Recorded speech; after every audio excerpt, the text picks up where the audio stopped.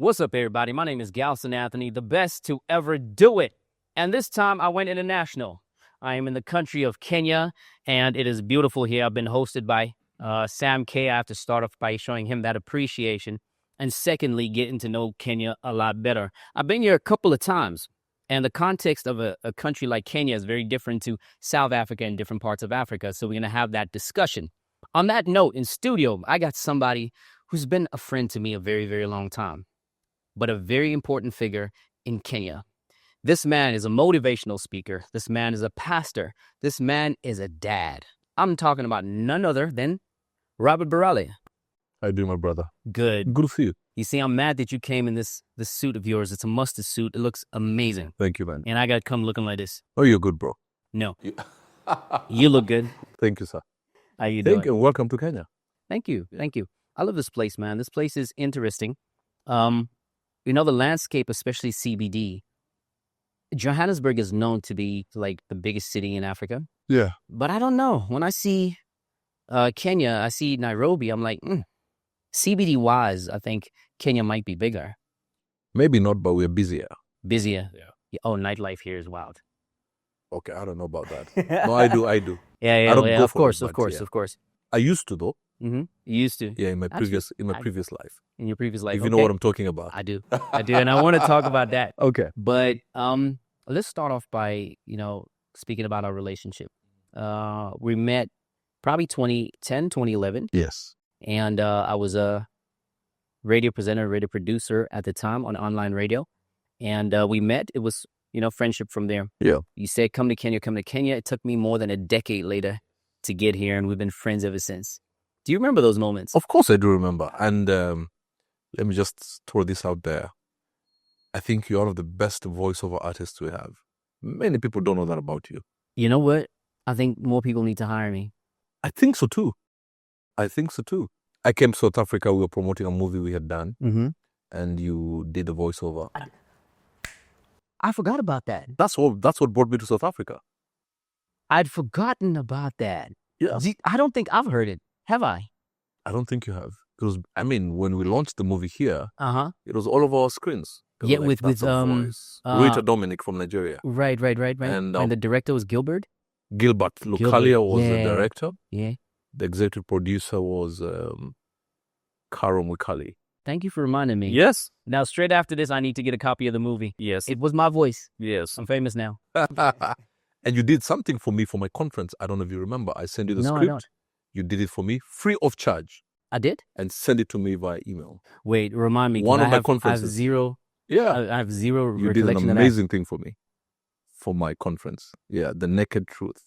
The Naked Truth. But, because I've got such bad memory, I have no recollection. Mm-hmm. Free of charge. Forever grateful. I did a good thing. Thank you, brother. Thank you. I appreciate that. My pleasure, man. Let's get into Robert Burale, the motivational speaker, and the man that's a coach as well. Let's talk about him, and then straight after that, we'll touch on the pastor. Okay. Then we'll go to, the dad. So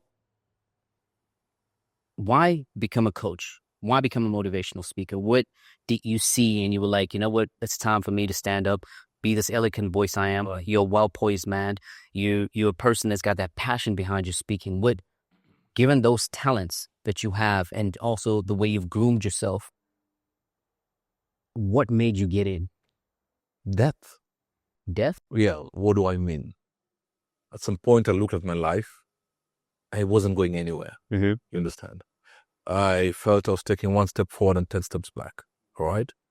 And I was searching for somebody to jumpstart me, to ignite a fire within me that I knew I had it, but I wasn't strong on the outside to reignite it on the inside. There were too many things happening around me. And I asked myself one question. Hang on a minute. Am I the only one going through this? And the answer was no. There are many, many out there who are going through the same. And I promised God one thing. If you get me out of this hole, in fact, I prefer inspirational speaker. I will inspire people to get out of that dark hole to achieve their greatness. And I went through that almost alone. And that's when I also tried committing suicide. And Hold on. Give me a brief picture because it sounds deeper than I actually thought it was going to be. What were you going through that, you were basically in this hole and thinking of suicide? Like, what was happening in your life? And give us like a range and age. I wish we would be walking in town and I would show you what that looks like. Because now I walk around the malls and I see, and I'm like, this one is thinking about suicide. This one is depressed. There's a look at her. You almost become pale. But what is happening is you feel so useless. Number one, my dad had passed on. He was my hero. And I thought I wasn't ready to take the baton of leadership of our family. Those shoes were too big. And then anything I touched wasn't happening. And then what happens, you start speaking to yourself and speaking negative. Oh, you're not good enough. When you look at anybody else out there, if there are a million people out there, you're still at the bottom of the pile. If there are 2 people out there, you're still at the bottom of the pile. So you start speaking death to everything about yourself. Then when somebody on the outside tells you something good about yourself, you get annoyed because you think they're mocking you. So what do? You want to unalive yourself. It's crazy. Now you're bringing some sort of memory back. When I met you, you've always been a well-poised man. Yes. And I look at that man versus the man now, which is about 15 years ago. You were a lot more well put together, much more collected. At that given time, were you going through the worst? Because I know at that point your dad either just passed away or was not far from then. Because I do remember a short conversation, although I don't remember the details. My brother had died. Yeah. 2 brothers had died at that time.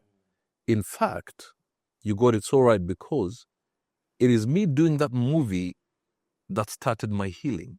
I see. I even walked about 2 hours to go audition for that movie. I was broke. So that movie was the beginning of my healing. When I came to South Africa and I went into the hotel, I'm like, wow, I have a big bed. In the morning, there's breakfast, a 5-course meal. So my self-worth started coming back. A month or 2 before that, I couldn't even forget about 3 meals. I could not even afford 1 meal. So that was that was the beginning for me. Now that you've reminded me. The gift was still there. I mean, I'm a brilliant actor. By the way, I'm a brilliant actor. By the way, he's a brilliant actor. And while we at it, let's promote that movie, you'll let them know by the end of this where to find it. But I want to, before we get into the actor and all, is that dark place, do you feel it was necessary for you to go through to bring out the man that you are as well? Looking back, I would not have it any other way. At that moment, I didn't want to be in that hole. But had I not gone through that, I would not be the man that I am today. To get it right, you were an inspirational speaker, an inspirational speaker as opposed to motivational. Yes. You became that guy. You saw the dead guy within yourself. You were quoted to dead, and you wanted to unalive yourself as well. And now you are a man that speaks life into people. Because I've tested death. You've tested death, right? Now, masculinity is some of the things you speak about. And you look around, and you just mentioned earlier, you can walk in a mall, you can yep, that's a dead man walking. Yeah. What are the things that you could say that would resonate for people in those spaces? Because I'm not in that space, right? I've once been in that space, but as I speak now, I'm in a very enlightened space. But in the moments that I get to that place again, and the audience watching, what it is they should look out within themselves to be like, I'm at this place, and I need to start changing direction. Number one, when compliments start annoying you. Like I tell you, that's a nice jacket. And the first thing you think, what do you want from me? Or are you mocking me? I mean, that's a nice. I know. Me. But if you told me this 15 years ago, or 20, I would think you're mocking me. Because identity is an inside job. What you see on the outside is a reflection of what is on the inside. So when you see a man not thinking about next week, like I may not be alive next week. We're just tomorrow, the next hour. You understand what I'm saying? And nothing excites you. If somebody tells you there's this business plan, let's buy some shares here, the money market, 6 months time, 1 year, this will happen, and you don't feel like it, then you know there's a problem. When you don't think long term, you know why? You don't see yourself You don't see there. yourself in the future. Yeah. Gotcha. So then you start speaking to yourself short term. 6 months, 3 months, 4 months, 2 months, 1 month, next week, because you want to kill yourself on Saturday. So if you don't see yourself in the future and you take compliments, negatively, as a reverse, those are the signs. It's interesting you said that, because you woke up something with me psychologically, which is the other side. I see myself at the age of 100. Like, I literally see myself as a grandfather and a great-grandfather. I think you're my brother, because I see myself I'll die at 102. That's what I believe. I'm trying to go for 107, because my grandmother is that age currently. If you see yourself in that space, then what space are you in? If I see myself at 102? Yeah, like right now, you picture self-assured. that. Mm-hmm. Short-term, mid-term, and long-term plan. Future, I'm coming. Ready or not, here I come. 2 options. Number 1, to succeed. Number 2, to succeed the more. And that's why I said earlier, had I not gone through what I went through, I would not be the man that I am today. Why am I saying that? If I gave you an idea of what I went through, many people would have been dead by now. So I believe I can conquer any mountain. I'm going to take this as a partial therapy session for myself, right? Because I know I've went through very, very dark places twice. Brother, right? I know that. You know that. Yes. Yeah, we're friends. And those dark places were really, really dark. Our common friend, Danny Van Billy, who has, I wouldn't say a sample of y'all. Y'all share certain DNAs to some degree, right? Good man. And good man. Yeah, you pulled me out of some situations. I think we had that chat, just before the cameras went on. And looking at that, I realized how necessary it was for me to go through that. And as painful as it was, I'm like, I'm glad it happened. It made me see certain things. So what you're telling me in this regard is that if you're going through the most, survive it, fight it, keep going, you'll come out a better man. Present pain makes you weak. Past pain is your strength. Yeah. When you're going through it, you don't want to go through it. God, take this away from me. Some will just go and drink themselves silly. But looking back, I can stand someone to tell a young man, tomorrow will be better.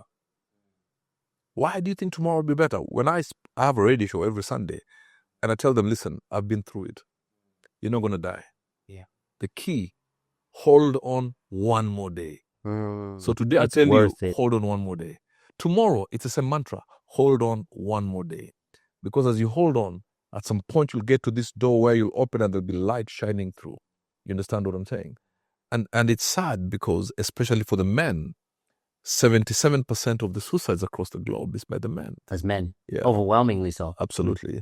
And they say 78% of the prisoners in Kenya are raised by single mothers. Now, that is not to say single mothers are not good at raising kids. No.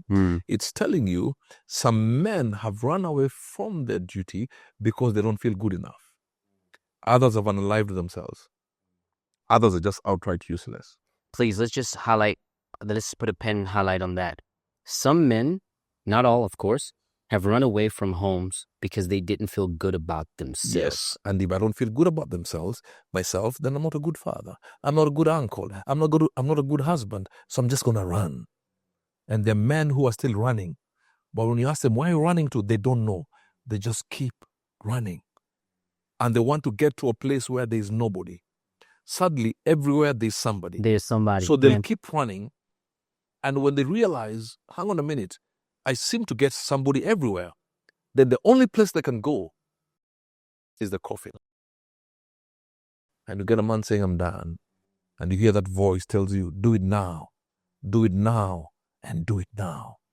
That is why I'm a man crazy about going around saying, leaving no man behind.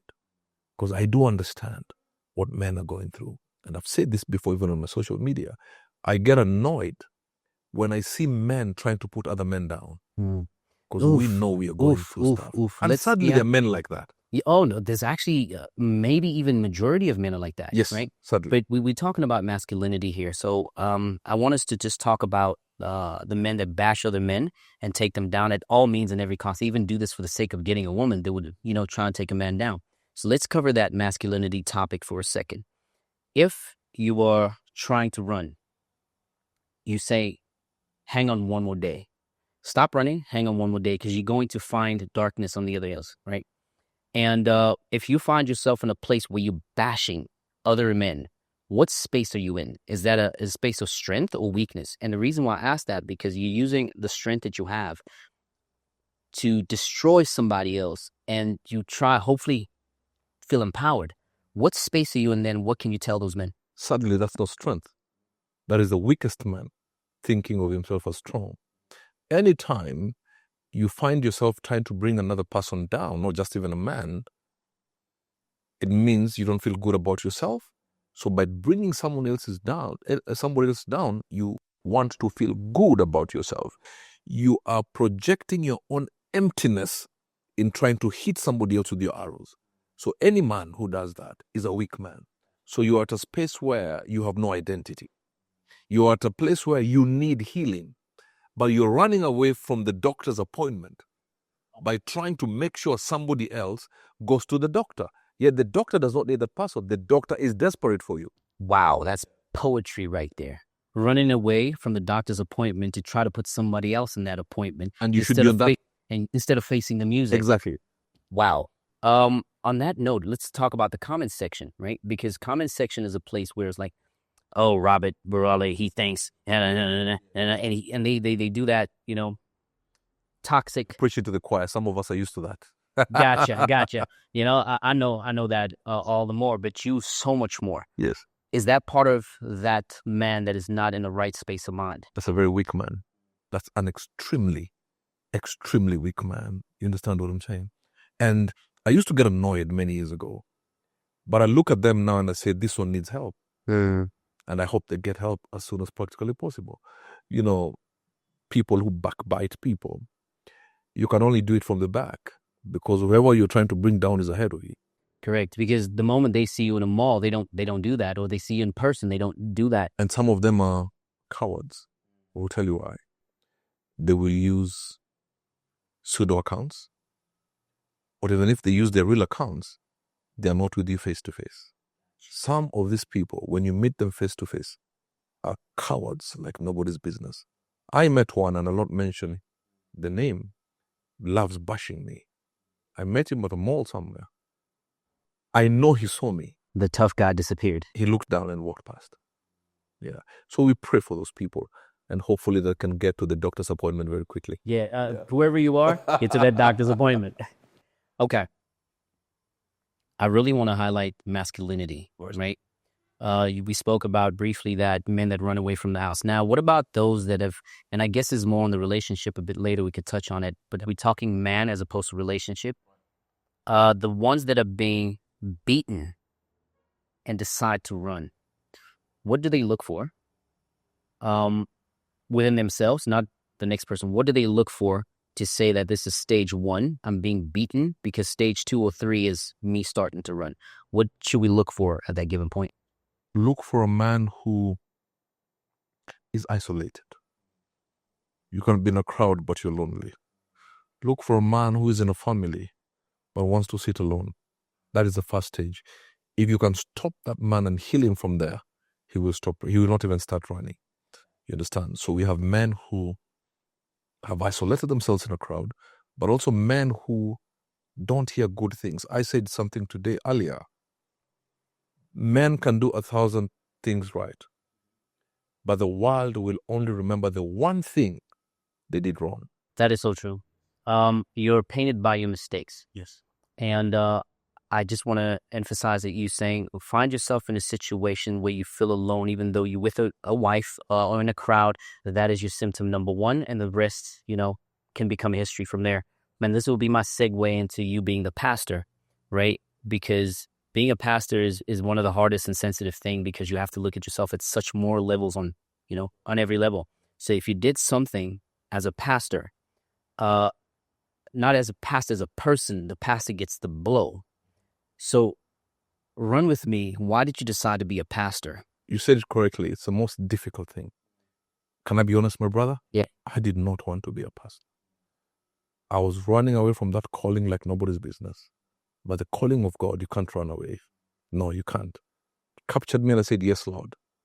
But then, Lord, I'm a pastor. especially the African, the church is very unforgiving. Yet we serve the most forgiving God, but we're very unforgiving. Say that line again. The church is the most unforgiving entity. Yet we serve the most forgiving God. There are people looking at me now across Africa. Like, okay, he's a pastor. Now let me bust their bubble right now. Because expect a pastor. Also, how many children do you have? How long have you been married? You know, the pastor stand up and say, you know, please say hello to my wife. We've been married 25 years. I'm divorced. All right? That's not what a pastor should look like in the eyes of people. A former strip club addict. You understand what I'm saying? Former pornography addict. How does that work for me now? I had a conversation with God. And he said, listen, I saved you. After everything you had done and gone through. Suicidal thoughts and all those. All right? Shock on you and anybody else who may be thinking otherwise. That alone, my vulnerability about where I have come from, I don't run away from where I've come from, has brought so many people to me, and they've received healing. So you're a perfect example of the worst person a man can be. And now you are a representation of what God wants you to be, right? And being a pastor. That's a very hard one to do. Now, I look at the Bible, right? And not to make it a biblical topic. Right. And we look at people like Paul, who's easily top 5 most famous people in the book. Right? He is the most. Yeah, he wrote 3/4 of the New Testament. Correct. I mean, there's Jesus. I mean, yes, of course, yes. I mean, he's up there. And we understand that guy was the worst man to walk earth around that time. Yet these are some of the most noteworthy people.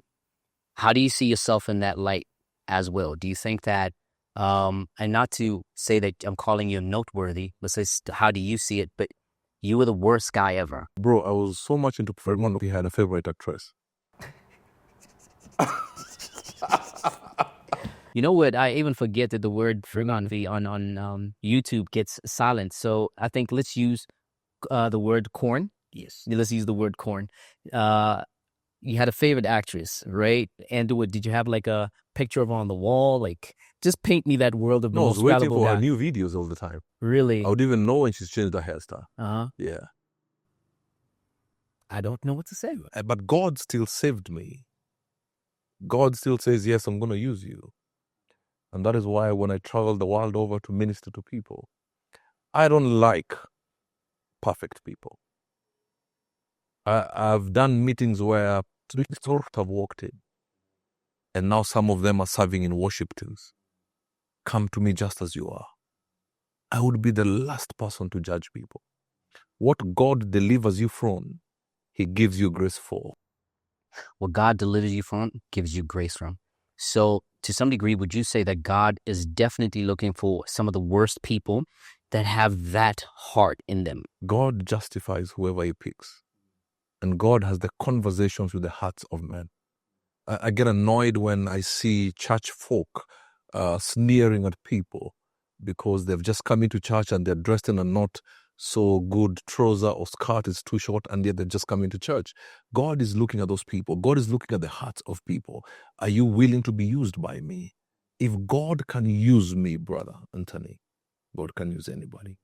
So for me, my message, even as a preacher, is a message of grace. But also I point out some very controversial topics, and it has gotten me a lot of enemies and a lot of arrows.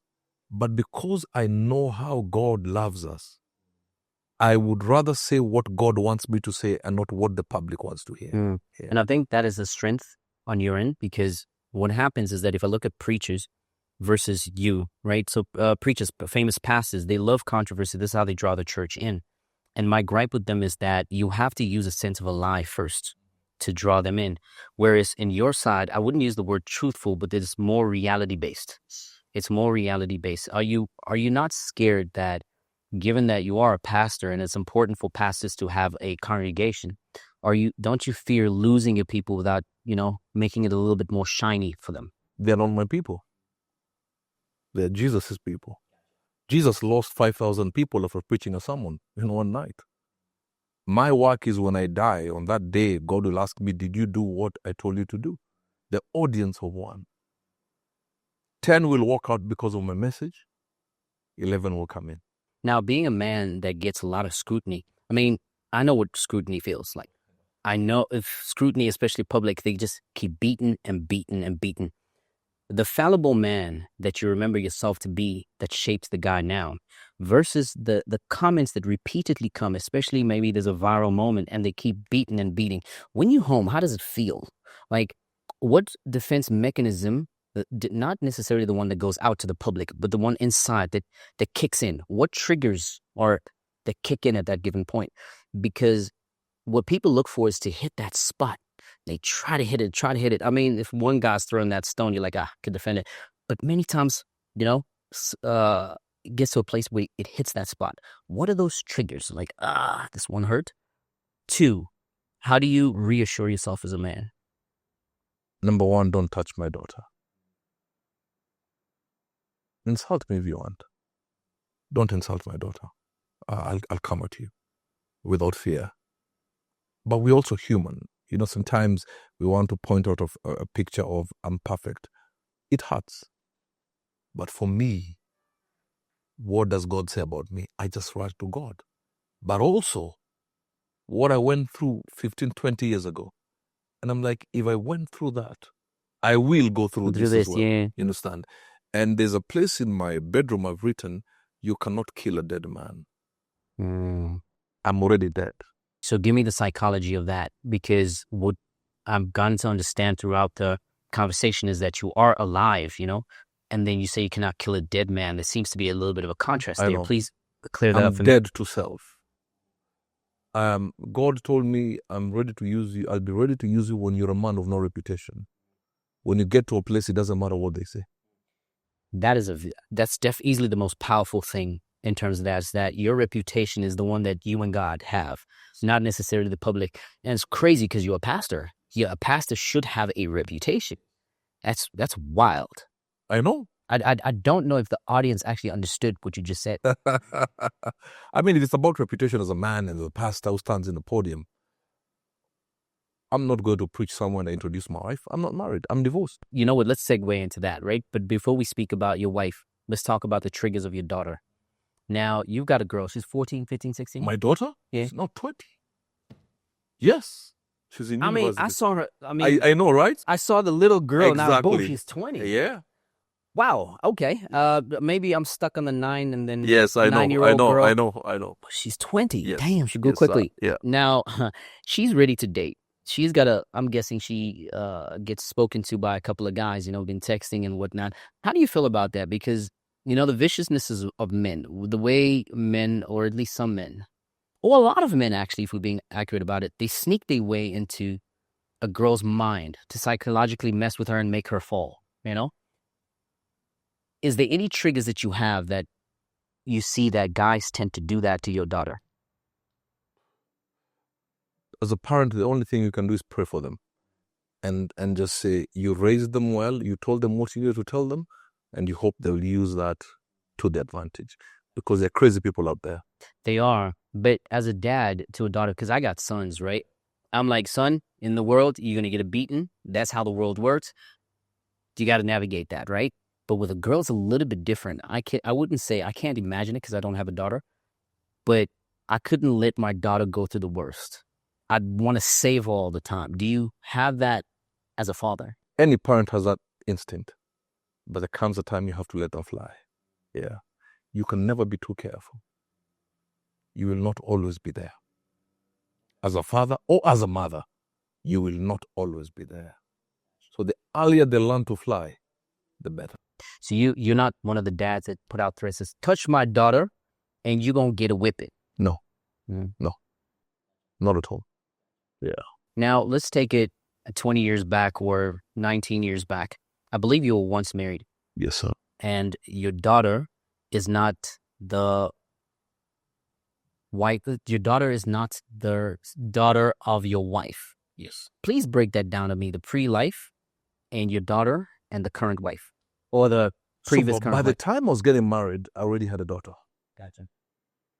I didn't have a child in my marriage. But let me take you back. Why didn't you marry that woman? My daughter's mother? Yeah. Relationships happen. You know what I mean? Some work, some don't. Okay? So I married somebody else. I already had a daughter. And How old was your daughter when you got married? oh gosh, I can't remember. She was in primary school. That was 20. My daughter was born in, or it was 20. My daughter was about 7. Mm-hmm. Yeah. Yeah, about 7 years. Yeah, Okay. yeah. And then you married that woman, right?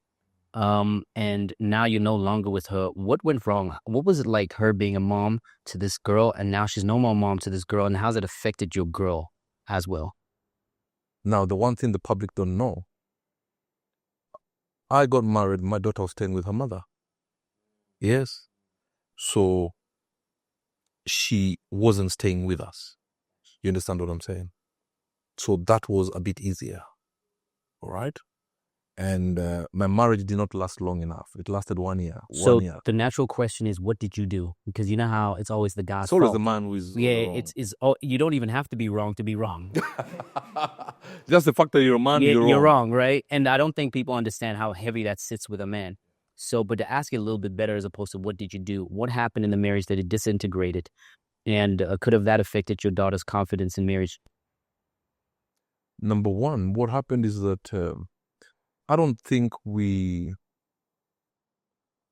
allowed too many people or too many voices into the marriage. Am I making sense? You are. I joined a couple of weeks ago, and I told them the one thing you should dare not to do, not too many voices in your marriage. As the voices come, you go further apart. You understand? And I believe at that time I was at a place where I was just trying to figure out life, where I'm supposed to be. And as a man as well, spiritually, financially, in every way, identity-wise.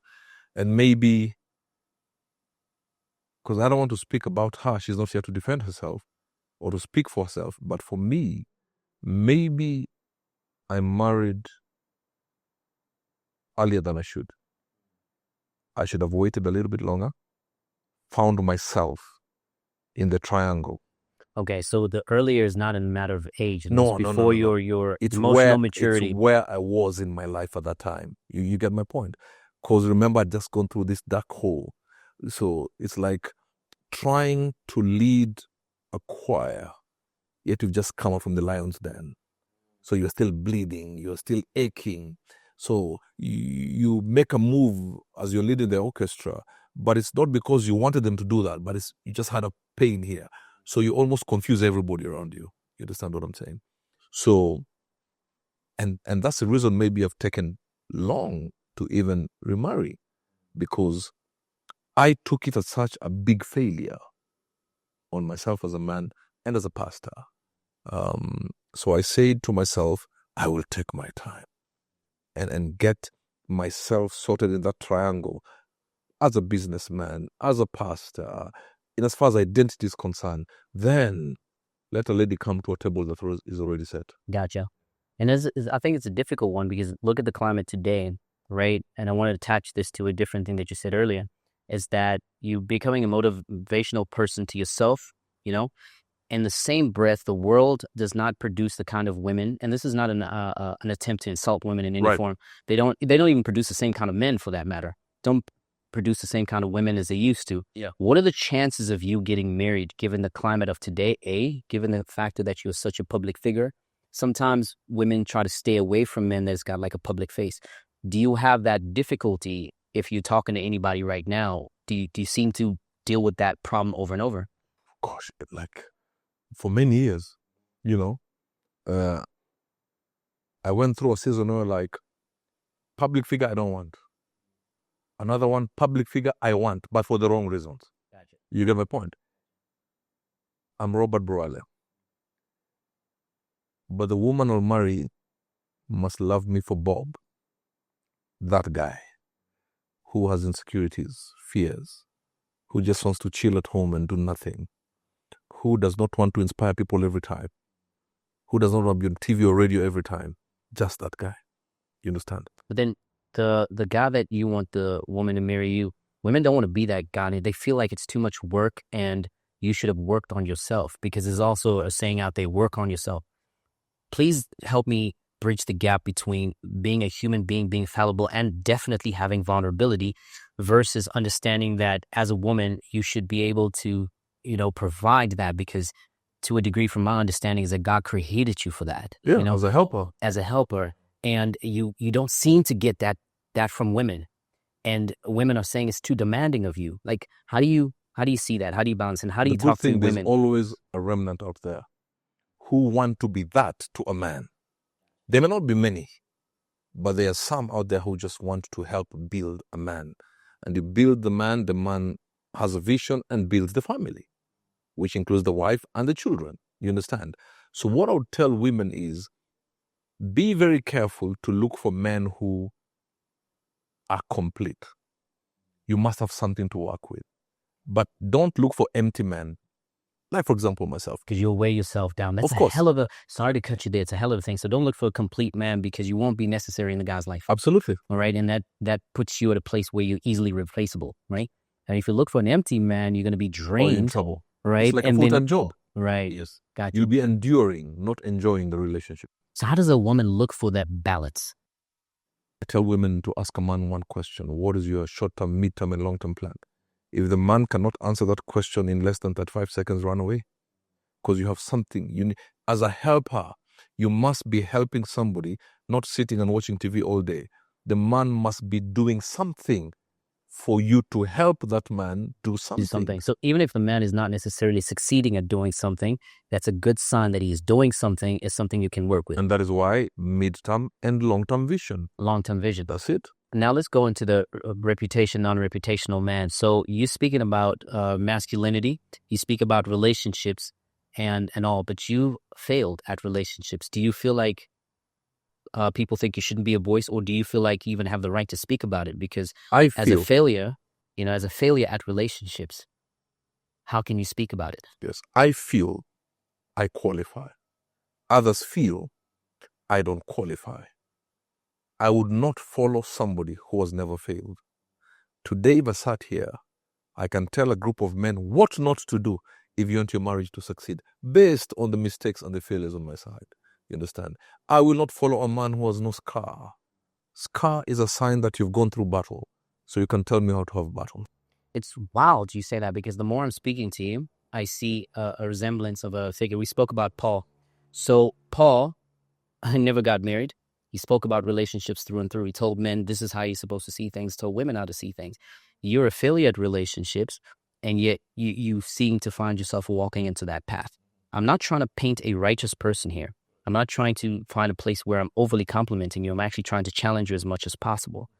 Now, you as a person, as a guide, what's the next place that you want to advise people in relationships to do, if you want to just break that framework up in 2 minutes? A man must look for a woman who is not looking for a husband, but wants to be a wife. A man should not look for a woman who wants to be a wife, who wants a husband, but wants to be a wife. So she's looking at herself. She is a wife already. Yes. She's wife material to get in and start her serving. Yeah. Gotcha. So what happens? When she's primarily looking for a husband, she removes herself from the equation and starts looking for a six-pack, 6-figure salary, tall, dark, and all that, big car. And then she fits herself into that car, into that salary. But if she wants to be a wife, what do I bring to that man? So a woman shouldn't walk into there and say, number one, how do I benefit? Where do I win? She must be like, how do I serve this marriage and then win with you? Gotcha. And then the man? Or the man really must also not want a wife. He must want to be a husband. Meaning, I want to bring a woman into a moving car. I must be in the direction of purpose. You understand what I'm saying? And women melt in the arms of a man who knows where he's going. He may not even have a car at that time, but a woman has this inner eye that sees that this man, if only I can help him in this area, in another 4 years, he'll be the big kahuna. That's actually dope. Actually, from what I'm hearing it, I like that. Let's move into Kenya. Although I'm going to cover this a lot with Manesi, a common friend of you and I, it seems that Kenya is falling apart. Now, I want to say this in this way so that I'm not in trouble with Kenyans, because I like Kenya and I like Kenyans. It's starting to fall apart, and I'm starting to visit the place that is not particularly looking good on the news, or is not particularly looking good in those ways that would attract me to come here. Something about Kenya saying, come here. But if I had to be like a normal person, I'd be like, Kenya's not around. Yeah. What is going on around that is creating that mess? You know, I was in Ghana a couple of weeks ago, and some friends of mine told me they had planned to come to Kenya, but what they're seeing on the news, they canceled their trip, and they are going to Rwanda. And it got me thinking, what is happening in Kenya is not a citizen issue, it is a leadership issue. And when I talk about leadership, I'm not talking about only government. All political leaders from the wide divide. Government officials have become too arrogant. Opposition politicians want Kenya to go down the drain so that they can have content to blame the government. So the government is taking it down. The opposition is helping the government to take it down. So they have content to throw jabs at each other. Gotcha. You understand? Gotcha. And I want to tell my fellow Kenyans, do not become enemies with your neighbor because of your political affiliation. Because what will happen in another 1 year, mark my words, these politicians insulting each other will be in the same cars with the same manifesto. But you and your neighbor will stop talking for the rest of your lives. Your children will stop playing with each other. Because some of these politicians, please hear me, after insulting each other on TV, go to the 5-star hotels to have their whiskey. And sometimes even with each other, just not seen in the public. Now that you mention that, because I'm one person that has actually been with politicians, interview politicians on this podcast and know them through and through. And what happens is every time I have a talk with them, they get into this characters like, given, say you're a politician, Robert Burale is the worst person because he does A, B, C, D, D, F, G. All right. And then behind closed doors, we talk, we are negotiating, whatever. So we negotiate on the politics, but then we're still friends. We're still good with each other. Absolutely. We've got each other's numbers. Absolutely. We talk. Do you think these politicians have this agenda, so to put it, that the people can get destroyed, but as long as I benefit, I'm good? That's very self-seeking, most of them. Let me tell you something. If Kenya goes down the drain, it is the common mwananchi. Mwananchi is a common man who does not even have a passport. These politicians would know what they're planning, and 2-3 months before that, send their kids to America, to Dubai, and to London. When the fire starts here, it is the common man who has nowhere to run. You understand what I'm saying? And I'm friends with many politicians, even in this country. You name who is who, I have them. But the truth of the matter, we have some genuine politicians, don't get me wrong. But the majority are self-seeking. Do you think power is corrupting them so much that the care and their heart has gone black, or has gone, let me not use the word black, it's gone dead? I don't think power is corrupting them. Power is revealing them. It's just that maybe when you are a small leader in the village, you still have the same behavior, but it was only within the locality. But now you're in national prominence, we're just seeing it in a bigger scale. You understand? I know there is a statement that says power corrupts, but I don't think power corrupts. Power reveals. So you're already corrupt before power. That's it. It's just about time you show the world who you are. Why am I saying that? Because there are some politicians we have who have not been corrupted by power. If it's power that is corrupting, then all politicians should be corrupt. Why do we have some good politicians even in this country? So I will say it this way. We are not at a good place. There is a dark canopy. And I also want to challenge my fellow pastors and the church. We have to call it out, whether it's government or the opposition. But the problem, these guys will do crazy things during the week. And we give them our pulpits clapping for them on Sunday. We got to get to a place and say, no, until you guys sort out this nonsense. If you come to a church, it's a house of God, you will sit down. But we have seen politicians, sadly, Anthony, going into churches and using the holy exalted altar for political jobs. For promo. And For then we are promo for getting the politicking. congregants clapping because that's my favorite politician. Gotcha. It should be about God. In fact, I want to challenge the churches. Yes, give honor where honor is due. Some politicians have earned being given a chance to speak wherever they go. But if it's in the churches, they should never speak from the altar. Let them bring the microphone down and speak from there. And we have to tell them, no politics. There's bloodshed in Kenya. Yeah. I'm not sure who is unaliving who. But just the fact that it seems like it's each other, right, is scary. And more so.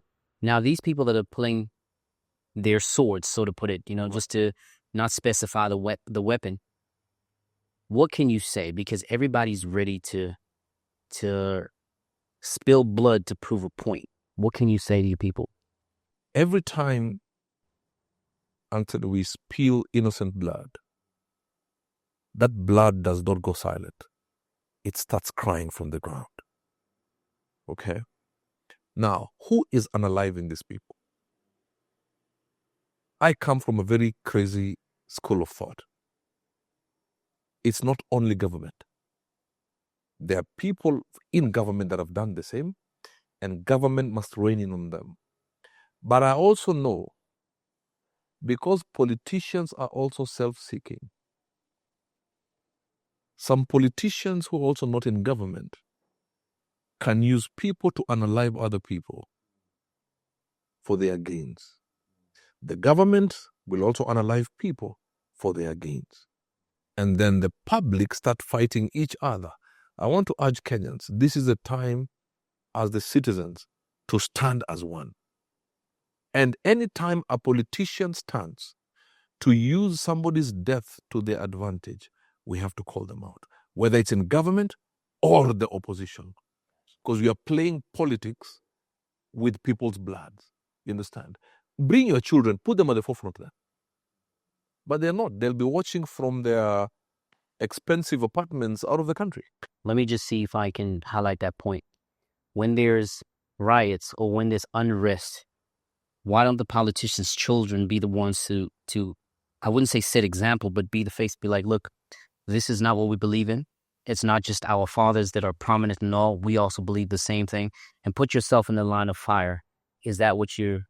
Yeah, and they will not do it because some of these politicians the night before have paid goons to go and kill people. So why send your kid there?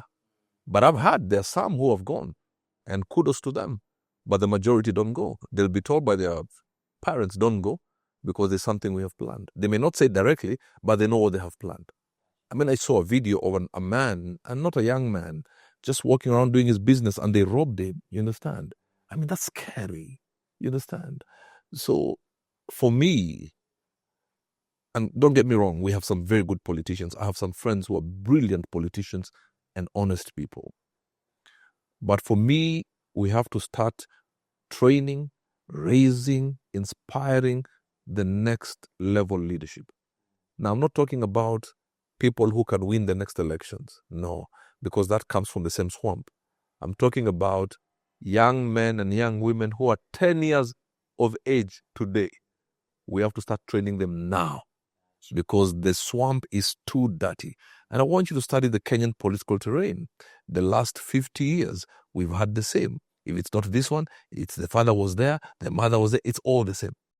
So we need to drain the swamp. You sound like Donald Trump that was running in the beginning. I'm going to drain the swamp. But I'll keep to that. Okay. I will not change the script. Gotcha. Yeah. Gotcha. Well, I appreciate that. I just want to cover the last portions of it, George, of our discussions as we close. You are a beacon of hope. You're a man of success. You're a man that has shaped himself to be, and hopefully, a good man. What are your fears and vulnerabilities? What gets you scared? Failure. Failure. Failure. Another thing that scares me is not serving God. It makes me shudder if anything tries to take me away from God. Another thing that scares me because it has really hurt me before, is having the wrong people around me. I know what betrayal is. I know what backstabbing is. I know what envy is, poisonous envy is. I know people who have dined with me today and have had breakfast with my enemies tomorrow. So I'm scared of being around too many people. Yeah. I am a social introvert. A social introvert. That actually sounds very familiar. I've never used that word before, but I'd describe myself like that. Thank you for that word. I'm a social introvert. Okay. I can go into a public place. My ministry is very public. My work is very public. But once I'm done, I leave. My house, and I've, by God's grace, a big house with a big compound, is the best candidate for barbecues and parties. I don't have it. I was going to say party at your house today. No, for you can come. Okay. You're my brother. Good. Yeah. But I fear being with people. Oh my God. I think the pain of betrayal is so deep that I would rather be known as somebody who is selfish with his space. Yeah, that's why I may do my work online, give a lot of information, but I will not invite people to my dinner table. Do you know what I suggest? Everybody that's in the studio, let's go to his house every day. Yes. Knock on his door. Let's make his fears come true. And I think the reason I'm still alive today is because I fear too many people around me. You know, every day there are people trying to see where they can come in and just do something crazy. Gotcha. Now, I'm in Kenya, and we're friends. So I would say that you came to the podcast because we're friends. Absolutely. But is there another reason? Because one of the few things I take pride in my podcast is because of credibility. We could be friends, and that's why you jumped on. But is there any other reason why you decided, look, I want to jump onto Gelston's podcast? Yes. As you said, we're friends. There's an unspoken bond we have because I've seen your journey. I've seen you going through the greatest pain and came out of it. I have seen you honoring your parents. Oh, I love my parents. Oh, it's so evident. That was actually something I noticed about you, you know, filling a certain shoe. Oh, I love my parents. Yes. You honor your parents and you protect your sons with everything that you have. And because this is a credible podcast, and of course I watch your podcast, it means you carefully pick the guests. So for me, it's an honor to find my way here. You understand? But besides that, to be honest, let's just be absolutely honest. If you called me at 3:00 in the morning and says, I'm about to leave the country, come and do the podcast, I would wake up and do it. I appreciate that. I appreciate that very, very much. I would, 100%. And I know if I came to South Africa, I will not be stranded. Oh, no. Yeah. My house is open for you. Bro, you have a beautiful house, man. Do you want to talk about my house? Let me tell you, which is my camera? That one, yeah? Yeah. This guy lives like a Hollywood star. Beautiful house. No, bro, you have a beautiful house. Very classy. I don't know if you're going to ever... I mean, when you're editing, please just give her like a sneak preview. No, I'm not going to do that. So I know if I came to South Africa, I would not be stranded. Gotcha. No, you've got a home. You definitely have a home. Yeah, and there's beautiful cars, by the way. Well, you know what? Because I sold most of my cars and yeah, I did. I'm actually saying it nicely. There's actually the cars, the ones repossessed. I bought all my cars, you know, cash or anything. But I'm saying it nicely because I don't want to actually bring other factors like other halves into the picture. I decided, besides my house and this one specific car that I love so much, I decided I'm gonna live more of a simple life. So I try not to be as flashy anymore. Okay. But a house is a non-negotiable for me. It's like I have to live like a king. That's my home. Outside of that, I love beautiful. I just kept it simple. I have a beautiful house myself. Yeah. Please invite me before. Of course, you're gonna come before you go. I've been to Kenya 4 times, and I've not been to your house once. I have a beautiful house. Shame on me. I have times 10. I know the last time you came, you were so busy. We met at the hotel. Yeah. You know, but you're all over recording some stuff. Yeah. So, yeah, before you go back, we will invite you home. Please, I'd really, really appreciate that. One of the things I really do enjoy is taking me in the context of Kenya, in the context of who you are, and so much more. It's like I appreciate the man you are more so because you're my friend. So there's a bias, right? There's definitely a bias, but I appreciate you so much more because of the beatings you have taken, the beatings you have to take. I'm glad I met you 15 years ago because even though it's the same man at core, I can see the growth. I can see the growth between that. So I want to keep encouraging you to keep going. Thank you, man. The rest of Africa, the territories that you have not quite covered, like South Africa, when they get to know you, which I actually know a couple of people, credible people that actually know you. But when you cover that territory good, I would like to endorse you and say, look, you're a good man. This man is a good man. I wouldn't say follow him because we'll leave that to Jesus, but we'll say listen to him, right? Because we don't have a Robert Burale in South Africa. We don't.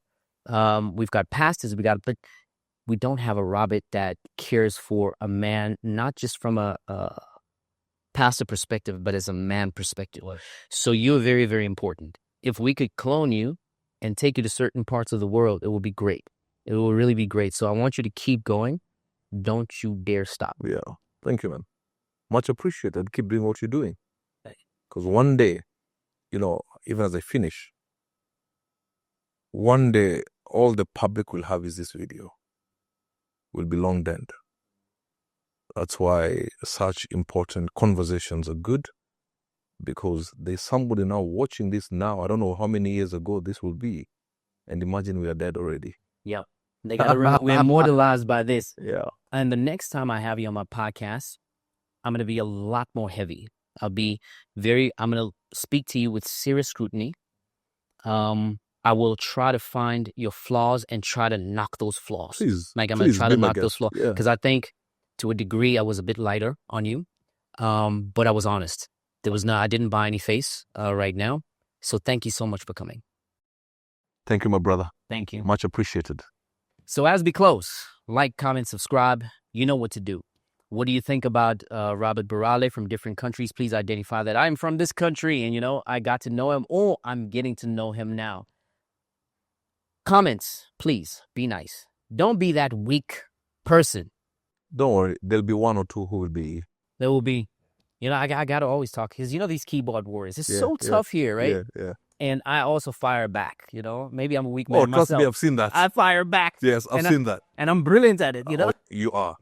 I think there's a time I saw that and they even did a voice note for you to encourage you. I sent you a voice note. You sent me a voice note? What did you say? On WhatsApp, just encouraging you. Okay. Yeah, when you're going through whatever you're going through at that time. Yeah. Right. And make sure you like, comment, subscribe. And me and him are going to have a lot of talks after this. And the next time I come to Kenya, which I have every intention to come here a lot more because I love this country. It's definitely my second favorite country in Africa. Naturally, the country that I live in and grew up in is going to be my favorite country. So if I were Kenyan, South Africa would be my second favorite. Absolutely. Yeah. So please let me know who else you want me to talk to. And the next time I have him, please prepare me on questions that I could ask him. And please make them difficult because it's really important that we do this with integrity. I love that. We do this with integrity and we do this with, how can I say that? With trust. I need you to trust this podcast, so to put it. So until next time, it's peace out.